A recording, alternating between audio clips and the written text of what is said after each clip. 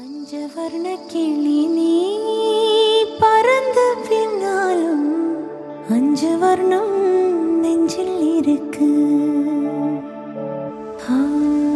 பஞ்சவர்ண கிளி நீ பறந்த பின்னாலும்.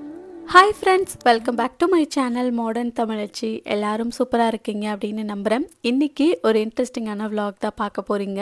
விநாயகர் சதுர்த்தி அன்னைக்கு எடுத்தது. அன்றைக்கி என்னோட பர்த்டேயும் கூட ப்ளஸ் எங்களோட என்கேஜ்மெண்ட் டேவும் கூட. எது எப்படியோ எனக்கு எல்லாருமே டே அன்னைக்கு வீட்டில் செலிப்ரேட் பண்ணுற மாதிரி கிடச்சதுனால ரொம்ப ஹாப்பி. அன்னைக்கு காலையில் எழுந்திரிச்ச உடனே பார்த்தீங்கன்னா ஒரு சர்ப்ரைஸ் கிஃப்ட்டு தான். இது யார்கிட்ட அப்படின்னு நான் சொல்கிறேன். ஆக்சுவலாக இது கரெக்டாக என்னோட பர்த்டே அன்னைக்கே ரிசீவ் ஆகும்னு நான் எக்ஸ்பெக்ட் பண்ணலை. இன்னொன்று பார்சல் வருது அப்படிங்கிறதே எனக்கு தெரியாது. முன்னாடி நாள் ஈவினிங்கே ஆஃபீஸில் ரிசீவ் ஆகியிருந்திருக்கு. கீழே ஹவுஸ் ஓனர் அக்கா வாங்கி வச்சுருந்தாங்க அந்த வீட்டில். ஸோ நான் நைட் நேரம் போய் டிஸ்டர்ப் பண்ண வேண்டாமே அப்படின்னு சொல்லிட்டு நாளைக்கு வாங்கிக்கலாம் அப்படின்னு நினச்சேன். ஏதோ ரிட்டன் பார்சல் தான் வந்திருக்கு அப்படின்னு நினச்சேன் நம்ம ப்ராடக்ட்டு. பட் இது வந்திருக்கும் அப்படின்னு நான் எக்ஸ்பெக்ட் பண்ணவே இல்லை. மார்னிங் சஷு தான் ஞாபகமே படுத்தினா. சரி ஏதோ பார்சல் வந்திருக்குன்னு போய் வாங்கிட்டு வாடா அப்படின்னு சொல்லியிருந்தேன். பார்த்தா ஓப்பன் பண்ணால் எல்லாருக்குமே ஒரு சர்ப்ரைஸ். ஃபர்ஸ்ட் ஒரு சாரீ இருந்தது. அடுத்து சில்வரில் ஹாட்டின் போட்ட மாதிரி ஒரு மோதிரம், லீஃப் போட்ட மாதிரி ஒரு மோதிரம். இது நம்மளோட சப்ஸ்கிரைபர் சிஸ்டர் ஒருத்தவங்க சென்ட் பண்ணது தான். ரியலி எனக்கு ரொம்ப ஹாப்பி. அன்னைக்கு மார்னிங்லேயே சர்ப்ரைஸ் ஆகிட்டேன் அப்படின்னு தான் சொல்லணும். என்கிட்ட நிறைய அவங்க பேசுவாங்க. நானும் கிஃப்டெல்லாம் அனுப்புவாங்க அப்படின்னு நான் எக்ஸ்பெக்ட் பண்ணவே இல்லை. ரியலி எல்லாருக்குமே ரொம்ப தேங்க்ஸ். அவங்கவுங்க லைஃப் ஸ்டைலில் ஏதோ ஒன்று தேடி ஓடிட்டு இருக்க பிஸி லைஃப் ஸ்டைலில் ஒருத்தரோட பர்த்டேவை ஞாபகம் வச்சு விஷ் பண்ணுறது அப்படிங்கிறது ஒரு பெரிய விஷயம். நிறைய சிஸ்டர்ஸ் எனக்கு விஷ் பண்ணியிருந்தீங்க. எல்லாருக்குமே ரொம்ப தேங்க்ஸ். நான் ரொம்ப கொடுத்து வச்சிருக்கணும் அப்படின்னு தான் நினைக்கிறேன் இவ்வளோ பிளெஸிங்ஸ் கிடைக்கிறதுக்கு. ஃபைனலாக காலையிலே ரெஃப்ரெஷ் ஆகிட்டு கிளம்ப ஸ்டார்ட் பண்ணிட்டோம். இந்த சாரீ தான் வேர் பண்ணியிருந்தேன். நல்லா பாசி பச்சை கலரில் ஒரு சாரீ. ஆக்சுவலாக இது பர்த்டேக்கு அப்படின்னு எடுக்கலை. யதார்த்தமாக ஷாப்பிங் போகிற டைமில் இந்த சாரீ கண்ணில் பட்டுச்சு. பார்த்த உடனே அதோட டிசைன் பார்க்கல, எதுவுமே பார்க்கல. கலரை பார்த்தோன்னே எடுத்து வச்சிட்டேன். சரி உனக்கு பிடிச்சிருக்குல எடுத்துக்கோ அப்படின்ட்டாங்க ஹஸ்பண்டும். அது கரெக்டாக இன்றைக்கி விநாயகர் சதுர்த்தி வேறையா, கரெக்டாக பிளான் பண்ணி இன்றைக்கி வேர் பண்ணுற மாதிரி ஆயிடுச்சு. சாமி கும்பிட்றது ஈவினிங் 6 o'clock மேலே போகலாம் கும்பிடலாம் அப்படின்னு தான் நினச்சிட்டு இருந்தோம். அப்புறம் அம்மா சொன்னாங்க மதியம் 2 மணியோடு ஏதோ முடியுது, அதை விட்டால் சாயங்காலம். மதியமே சாமி கும்பிட்டு முடிச்சிட்டிங்க அப்படின்னா ஈவினிங் போகிற இடத்துக்கு போயிட்டு சீக்கிரம் வரணும் அப்படின்னு இல்லை, மெதுவாக வரலாம்ல அப்படின்னு சொன்னாங்க. அதுவும் கரெக்டாக தான் இருந்துச்சு. சரி ஓகே, ரெடியான கையோடு சாமிக்கு பிரசாதம் படைச்சிடலாம் அப்படின்னு சொல்லிட்டு அதுக்கான வேலையை ஸ்டார்ட் பண்ணிட்டேன். இந்த கார்லண்ட் சாமி படத்துக்கு போடுறதுக்காகவே வாங்கினேன், சைடில் மாட்டுறதுக்கு. பட் வாங்கியே ரொம்ப நாளாச்சு, மறந்தே போயிட்டேன். இன்றைக்கி கரெக்டாக என் கண்ணில் பட்டுச்சு, எடுத்து மாட்டியாச்சு. கையோட சாமிக்கும் பூ மாற்றிட்டு ஃப்ரெஷ்ஷாக பூ வச்சு விட்டுட்டேன். ஏன்னா முதல் நாள் தான் சாமி கும்பிட்ட நைட்டு அப்படியே இருந்தது. ஸோ எல்லாத்தையுமே எடுத்து மாற்றி வச்சுட்டேன். இன்றைக்கி ரொம்பலாம் கிராண்டாக செலிப்ரேட் பண்ணல, சும்மா வீட்டில் இருக்கிறத வச்சு செலிப்ரேட் பண்ணியாச்சு. முன்னாடியே சுடு தண்ணி ஊற்றி நல்லா மாவை பிசைஞ்சு வச்சுட்டேன். அது சூடு ஆறுறதுக்குள்ளே போயிட்டு நான் பூ வச்சுட்டு சாமியும் ரெடி பண்ணிட்டு வந்துட்டேன். இதுக்கப்புறமா வெல்லம் காய்ச்சி வரிக்கட்டிட்டு அப்புறம் வறுத்து வச்சுருந்தேன் தேங்காய் துருவல். ஸோ அதையும் சேர்த்துட்டு கொஞ்சமாக பொட்டுக்கடலை அரைச்சி சேர்த்துருக்கேன். அப்புறம் ஒரு ஏலக்காவும் சேர்த்து நல்லா இந்த மாதிரி மிக்ஸ் பண்ணியாச்சு. நல்லா சூடு ஆறுனதுக்கப்புறமா ஸ்டஃபிங் வச்சு நம்ம ஸ்டீம் பண்ணி எடுத்துட வேண்டியது தான். ரொம்ப சிம்பிள் தான். எனக்கு இந்த அச்சில் வச்சு பண்ணுறதெல்லாம் டேஸ்ட் பிடிக்க மாட்டேங்குது. பார்க்குறதுக்கு வேணால் அழகாக இருக்கும், வீடியோவுக்கு பார்க்குறதுக்கு நல்லாயிருக்கும். பட் கையில் பண்ணுறது தான் டேஸ்ட் நல்லாயிருக்கும். வீட்டில் எல்லாருமே அப்படி வச்சா தான் சாப்பிடுவாங்க. அதனால் நான் கையிலே கடகடன்னு பண்ணி வச்சிட்டேன். நான் அதை ரெடி பண்ணிகிட்டு இருக்கும் போதே திருஷன் குட்டி பார்த்திங்கன்னா வேணும்னு கேட்க ஆரம்பிச்சிட்டான். சரி குழந்த தானே அப்படின்னு சொல்லிட்டு ஃபஸ்ட்டு அவனுக்கு கொடுத்துட்டு அதுக்கப்புறமா தான் சாமிக்கே படைத்தோம். சாமிக்கு படைச்சி முடிச்சுட்டு சாமி கும்பிட்டு முடிச்சதுக்கப்புறமா சாரீ சேஞ்ச் பண்ணிட்டேன். சரி வெளியில் எங்கேயாவது மால் போகலாமா அப்படின்னு சொல்லிட்டு பிளான் பண்ணியிருந்தோம்.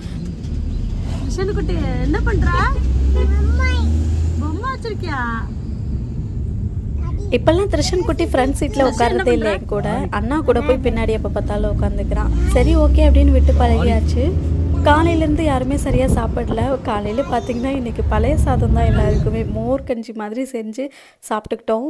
ஸ்வீட்க்கு ஏதாவது பண்ணுறியா, சிம்பிளாக பண்ணு அப்படின்னு ஹஸ்பண்ட் சொன்னாங்க. இன்றைக்கி விநாயகருக்கும் பர்த்டே எனக்கும் பர்த்டே அப்படிங்கிறதுனால அவருக்கு கொஞ்சம் படையில நமக்கும் சேர்த்து சாப்பிட்டுக்கலாம் அப்படின்னு சொல்லிட்டு அதையே ஸ்வீட்டாக எல்லாருமே சாப்பிட்டுக்கிட்டாச்சு. பர்த்டே அப்படின்னா சின்ன வயசில் நிறைய எக்ஸ்பெக்டேஷன்ஸ் இருக்கும். பட் இப்போ எப்படி இருக்குது அப்படின்னு பார்த்தீங்கன்னா இன்றைக்கி ஒரே நாள் தானே, கிச்சன் பக்கமே போகாமல் எந்த ஒரு டிஸ்டர்பன்ஸும் இல்லாமல் காலையிலேருந்து ஒரு ஈவினிங் வரைக்கும் அப்படியே நல்லா தூங்கி எழுந்திரிச்சு சாப்பாடு கைக்கு வந்துச்சு அப்படின்னா அது ஒரு ஹாப்பியாக இருக்கும். என்னோட ஃபீலிங்ஸ் வந்து அப்படி தான் இருக்கும். அன்னைக்கு டே வந்து ஹஸ்பண்ட் சமைக்க வேண்டாம், சமைச்சா ஃபுல் டே வேஸ்ட் ஆயிரும் அப்படின்ட்டு தான் அபூர்வா ஹோட்டல் போயிருந்தோம். வெஜ்ஜு தான் அன்னைக்கு சாப்பிடணும் அப்படின்றதுனால பயங்கரமான கூட்டம். வெயிட் பண்ணி சாப்பிட வேண்டியதாக போயிடுச்சு. அங்கேயே எங்களுக்கு ஒரு 1.5 hours கிட்ட லேட் ஆயிடுச்சு.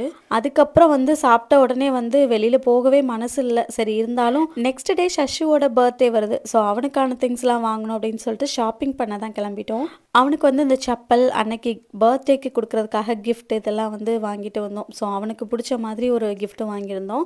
ஸோ அவனுக்கு கொடுக்கும்போது சின்ன பையனுக்கும் கொடுக்காம இருக்க முடியாது. ஸோ அவனுக்கும் சேர்த்தே ஒன்று வாங்கிட்டு வீட்டுக்கு வந்தாச்சு. அப்புறம் சரவணா ஸ்டோரில் இந்த பிளேயிங் மேட் ஒன்று வந்து வாங்கிட்டு வந்திருந்தோம். குட்டீஸ் வந்து விளையாடுறதுக்கு ஈஸியாக இருக்கும். ஏன்னா இங்கே வந்து பயங்கர கோல்டு இருக்குது, தரையில் வந்து உட்கார முடியல சில டைமில். அதனால் இந்த மேட் இருந்துச்சுன்னா அவனுக்கு ஹெல்ப்ஃபுல்லாக இருக்கும் அப்படின்னு சொல்லிட்டு வாங்கிட்டு வந்திருந்தோம். இது போட்டு வச்ச உடனே தான் பசங்க அதுலேயே எல்லாத்தையும் தூக்கி போட்டு விளையாட ஸ்டார்ட் பண்ணிட்டாங்க. அப்புறம் பர்த்டேக்கு உனக்கு என்ன கிஃப்ட் வேணும் அப்படின்னு ஹஸ்பண்ட் 2 நாளாக என்ன கேட்டுகிட்டே இருந்தார். என்கிட்ட எல்லாமே இருக்குது, எதுவுமே வேண்டாம் அப்படின்னு சொல்லிகிட்டே இருந்தேன். கேக் கட்டிங்லாம் வேண்டவே வேண்டான்னு சொல்லி வச்சுட்டேன். அதில் இன்ட்ரெஸ்ட்டும் இல்லை. குட்டி பையனுக்கு கூட கட் பண்ணல அவன் பர்த்டேக்கு. அதனால் வேண்டாம் அப்படின்னு சொல்லிட்டேன். ஆனாலும் ஏதாச்சும் ஒன்று வாங்கியே ஆகணும் அப்படின்னு சொல்லிட்டு ஷாப்பிங் கூட்டி போயிட்டு ட்ரெஸ் ஆகுது எடு அப்படின்னு சொல்லிட்டு இருந்தாங்க. நான் வந்து நம்மளோட தேவை என்னன்னு அவங்களுக்கு தெரியும் தானே. சரி எத்தனை ட்ரெஸ் வேணாலும் எடுத்துக்கோ, நான் அன்றைக்கி உனக்கு பே பண்ணுறேன் அப்படின்னு சொல்லிட்டு இருந்தாங்க. அதனால் எனக்கு ஒரு 4 செட் ஆஃப் ட்ரெஸ்ஸு, அதுக்கப்புறம் ஜெகின் 2, அதுக்கப்புறம் டெய்லி வேர் போடுறதுக்காக ஒரு நைட் ட்ரெஸ் அந்த மாதிரி பேண்ட் வாங்கிட்டு வந்திருந்தேன், பாட்டம் வேர். இதில் வேறு ஹஸ்பண்ட் சொல்லிட்டாங்க ஆகஸ்ட் மந்த் பிறந்த உடனே உனக்கு இந்த வருஷம் பர்த்டே வந்து மெமரபுளாக இருக்கும், வருஷம் என் பர்த்டேக்கு ஒரு நாளாவது லீவ் போடுறியா அப்படின்னு சொல்லி கேட்டேல, இந்த வருஷம் உனக்காகவே நான் லீவ் போட்டு உன் கூடயே இருக்க போகிறேன் அப்படின்னு சொல்லியிருந்தாங்க. எனக்கு இது 2 நாளைக்கு முன்னாடி தான் தெரியும் கவர்மெண்ட் ஹாலிடே விநாயகர் சதுர்த்தி அப்படின்ட்டு. வீட்டுக்கு ஈவினிங் வந்ததுக்கு அப்புறமா அப்படியே ரிலாக்ஸ்டாக மார்னிங் வச்சுருந்த மாவு ஃப்ரிட்ஜில் இருந்தது, அதை எடுத்து திரும்பவும் கொழுக்கட்டை வச்சு பண்ணி கொடுத்துட்டேன். ஸோ எல்லாருமே செஞ்சு சாப்பிட்டோம். அகெயின் வந்து அன்னைக்கு சாப்பிட்டு முடிச்சதுக்கப்புறமா ஈவினிங் டின்னருக்கு வந்து வெளியிலே போய் சாப்பிட்டுக்கலாம் அப்படின்னு சொல்லிட்டு டின்னர் வெளியில தான் சாப்பிட்டோம். எந்த பேக்கரி ஹோட்டலில் போய் டீ குடித்தாலும் சரி, வீட்டில் ரிலாக்ஸ்டாக கால் மேலே கால் போட்டுட்டு ஹஸ்பண்ட் போட்டு கொடுக்குற அந்த டீயை உட்காந்து குடிக்கிறதுல அவ்வளோ ஹாப்பினஸ் எனக்கு.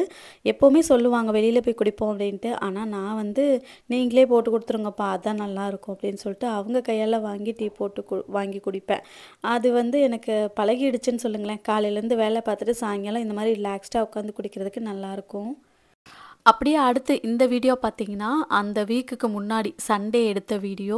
பர்த்டே அன்னைக்கு ஸ்பெஷல் டே விநாயகர் சதுர்த்தி அப்படிங்கிறதுனால நான்வெஜ் எடுக்க முடியாது இல்லையா, அதனால் அட்வான்ஸ்டாகவே ஹஸ்பண்ட் வந்து நாட்டுக்கோழி பிரியாணியும் மட்டன் வாங்கி கொடுத்துட்டாங்க, என்ன வேணாலும் பண்ணி அப்படின்னு சொல்லிட்டு.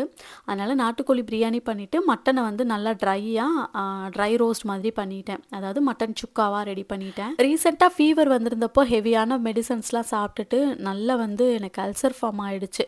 ஸோ எனக்கும் பசங்களுக்கு எல்லாருக்குமே சேர்த்து ஒரு டம்ளர் சூப் எடுத்து குடிச்சிக்கலாம் அப்படின்னு சொல்லிட்டு ஃபஸ்ட்டு ஒரு 2 விசிலுக்கு வேக வச்சுருக்கேன். இது வெந்துட்டு இருக்க நேரத்தில் நாட்டுக்கோழி பிரியாணிக்கு தாளித்து விட்டுறலாம் அப்படின்னு சொல்லிட்டு ஃபஸ்ட்டு அடுப்பில் குக்கர் வச்சுருக்கேன். 1 டேபிள் ஸ்பூன் கடலெண்ணெய், அப்புறம் ஸ்பைசஸ் சேர்த்துக்கலாம். பட்டை, கிராம்பு, ஏலக்காய், பிரிஞ்சி லீஃப், ஸ்டார் அனீஸ், அப்புறம் வெங்காயத்தில் வந்து பட்டை கிராம்பு வந்து அரைச்சி சேர்த்துருக்கேன். ஏன்னா பிரியாணி பவுடர்லாம் வீட்டில் இல்லை, ஸோ அதோடு சேர்த்து அரைச்சி சேர்த்துருக்கேன். வெங்காயத்தை ஒரு 3 வெங்காயத்தை அரைச்சி சேர்த்துருக்கேன். வெங்காயம் ஓரளவுக்கு நல்லா வதங்கி கலர் சேஞ்ச் ஆனதுக்கப்புறமா கொத்தமல்லி, புதினா சேர்த்துருக்கேன். இஞ்சி பூண்டு பேஸ்ட்டும் சேர்த்து நல்லா மிக்ஸ் பண்ணிக்கிற வேண்டியது தான். ஒன்று நம்ம வதக்கும் போது பார்த்திங்கன்னா ஒன்று சேர்த்து நல்லா வதக்கிடணும், நல்லா சுருள வதக்கிடணும், அதுதான் டேஸ்ட் நல்லாயிருக்கும் பிரியாணிக்கு. அடுத்து ஒரு 1.5 தக்காளி அரைச்சி சேர்த்துருக்கேன். அப்புறம் தனி மிளகாத்தூள், கரம் மசாலா எல்லாம் சேர்த்து நல்லா மிக்ஸ் பண்ணிட்டேன். ஆயிலே இல்லாத மாதிரி தெரியும் உங்களுக்கு, ஏன்னா நாட்டுக்கோழியிலே ஆயில் நிறையா வரும் அப்படிங்கிறதுனால ஆயில் சேர்க்கல. இப்போ வந்து தேவையான அளவு உப்பு, 1/2 கப் தயிரும் சேர்த்து நல்லா மிக்ஸ் பண்ணி எண்ணெய் பிரிஞ்சு வந்ததுக்கப்புறமா நம்ம வாஷ் பண்ணி வச்சுருக்க நாட்டுக்கோழியை சேர்த்துட்டு இந்த மசாலாவில் நல்லா கோட் ஆகிற மாதிரி நல்லா மிக்ஸ் பண்ணி விட்டுக்கணும். நானும் ஒரு கொஞ்ச நேரம், ஒரு 10 நிமிஷத்துக்கும் கொஞ்சம் கம்மியாக, ஒரு 7-8 நிமிஷம்னு வச்சுக்கோங்களேன், நல்லா மிக்ஸ் பண்ணி விட்டுக்கிட்டே இருக்கணும். நல்லா மிக்ஸ் பண்ணதுக்கப்புறமா பார்த்தீங்கன்னா தண்ணி இதில் வந்து ஒரு 2 கிளாஸ் அளவுக்கு மட்டும் சேர்த்துருக்கேன். இந்த தண்ணி பார்த்திங்கன்னா இந்த சீரக சம்பா தண்ணி, அரிசி கழுவிட்டு ஊற வச்ச தண்ணி இருக்கு இல்லையா, அந்த தண்ணியவே நான் சேர்த்துருக்கேன். ஏன்னா சீரக சம்பாவில் நேச்சுரலாகவே அந்த ஸ்மெல் இருக்கும், பிரியாணியோட அந்த ஸ்மெல்லு ஃப்ளேவர் இருக்கும். அதனால் அந்த தண்ணி 2 டம்ளர் மட்டும் ஊற்றிட்டு க்ளோஸ் பண்ணி ஒரே ஒரு விசில் மட்டும் நம்ம நாட்டுக்கோழியை ப்ரெஷர் குக் பண்ணி எடுத்துக்கணும். நாட்டுக்கோழி விசில் வர்றது டைமுக்குள்ளே இந்த மட்டனை வந்து தாளித்து விட்டுடலாம். கடாயில் வந்து இப்போது கொஞ்சமாக ஆயில் சேர்த்துருக்கேன். மிளகு, சீரகம், சோம்பு, வரமல்லி எல்லாமே சேர்த்துக்கலாம். சேர்த்து இப்போ நல்லா மிக்ஸ் பண்ணிவிட்டு நம்ம இதை வந்து அரைச்சி எடுத்து வச்சுக்கலாம். இவ்வளோ தான் நம்ம வந்து மசாலா சேர்க்க போகிறது, ஃப்ரெஷ்ஷாக வறுத்து அரைச்சி சேர்க்க போகிறோம். இப்போ அடுப்பில் வந்து ஒரு பேன் வச்சுருக்கேன். 1 டீஸ்பூன் ஆயில் சேர்த்துட்டு சின்ன துண்டு பட்டை, கிராம்பு, ஒரு ஏலக்காய் இதெல்லாம் மட்டும் சேர்த்துட்டு நல்லா மிக்ஸ் பண்ணி நல்லா ஓரளவுக்கு பொரிஞ்சு வந்ததுக்கப்புறமா வெங்காயம் வந்து ஒரு பெரிய வெங்காயம் கட் பண்ணி வச்சுருக்கேன். அது கருவேப்பிலை எல்லாம் சேர்த்துட்டு நல்லா மிக்ஸ் பண்ணி விட்டுக்கலாம். இந்த வெங்காயம் ஓரளவுக்கு நல்லா தாளித்து வந்ததுக்கப்புறமா ஃப்ளேவருக்காக ஒரே ஒரு தக்காளி மட்டும் பொடிசாக கட் பண்ணி சேர்த்துருக்கேன். இப்போ இந்த தக்காளி நல்லா சாஃப்டாக வதங்கி வரணும். க்ளோஸ் பண்ணி வேக வச்சோம் அப்படின்னா நல்லா சாஃப்டாக வதங்கிடும். இதில் இஞ்சி பூண்டு பேஸ்ட்டு சேர்த்து நல்லா மிக்ஸ் பண்ணிக்கிற வேண்டியது தான். மைல்டாக காரத்துக்கு தனி மிளகாத்தூள் மட்டும் கொஞ்சமாக 1/4 டீஸ்பூன் மட்டும் சேர்த்துட்டு நல்லா மிக்ஸ் பண்ணி விட்டுக்கிறேன். மசாலா வாசனை போனதுக்கப்புறமா வேக வச்சுருக்க மட்டன் சேர்த்துட்டு இதில் பெப்பர் தூள், கொஞ்சமாக ஜீரகத்தூள் லைட்டாக மட்டும் சேர்த்துட்டு நல்லா மிக்ஸ் பண்ணிக்கிட்டே இருக்கணும். இதை வந்து நல்லா எந்த அளவுக்கு நம்ம மிக்ஸ் பண்ணுறோமோ அந்த அளவுக்கு மிக்ஸ் பண்ணணும். உப்பு ஆல்ரெடி நான் மட்டனில் சேர்த்து தான் வேக வச்சுருக்கேன். அதனாலும் கொஞ்சமாக மட்டும் சேர்த்துட்டு நல்லா மிக்ஸ் பண்ணி விட்டுட்டே இருக்கணும். மீடியம் ஃப்ளேம்லேயே வச்சுட்டு நல்லா வரட்டி எடுத்துகிட்டே இருக்கணும். அப்புறம் ஃபைனலாக வந்து நம்ம அரைச்சி வச்சுருக்க அந்த பவுடர் இருக்கு இல்லையா, ஸோ அதையும் இதில் சேர்த்துட்டு நல்லா மிக்ஸ் பண்ணி விட்டுட்டே இருக்கணும். லோ ஃப்ளேமில் வச்சு மிக்ஸ் பண்ணிகிட்டே இருந்தோம்னா சூப்பராக ரெடி ஆயிரும். இந்த மல்லி மிளகு வறுத்து அரைச்சோம் இல்லையா, ஸோ அது வந்து நம்ம ட்ரை ரோஸ்ட் பண்ணி கூட அரைச்சி சேர்த்துக்கலாம். பட் இருந்தாலும் நல்லெண்ணெயில் வறுத்து அதில் அரைச்சி இந்த மாதிரி சேர்த்து பாருங்கள், டேஸ்ட் நல்லாயிருக்கும். மட்டன் ஃப்ரை டேஸ்ட் நல்லாயிருக்கும். கடைசியாக கொஞ்சம் கொத்தமல்லியும் கரம் மசாலாவும் மட்டும் சேர்த்து நல்லா மிக்ஸ் பண்ணி இறக்கிட்டோம் அப்படின்னா மட்டன் ஃப்ரை ரெடி. இந்த பக்கம் பார்த்திங்கன்னா நாட்டுக்கோழி நம்ம வேக வச்சிருந்தது சூப்பராக ஒரு விசிலில் வெந்து வந்துருச்சு.